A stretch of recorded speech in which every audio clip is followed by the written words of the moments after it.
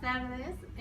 El día de hoy tengo el honor de estar con el fundador de la empresa Pérez Albela, que es Efraín Pérez Albela Valenzuela.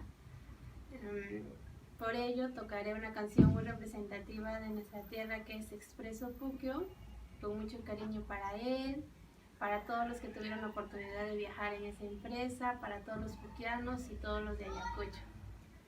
También estoy con mi prima Cristel Pérez Albela Chávez, que es hija de mi tío Efraín Pérez Albela Ramírez.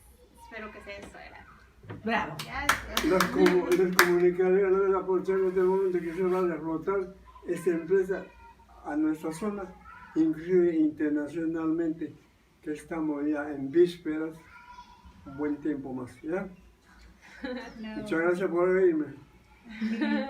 Bravo, bravo. Bravo. Bravísimo.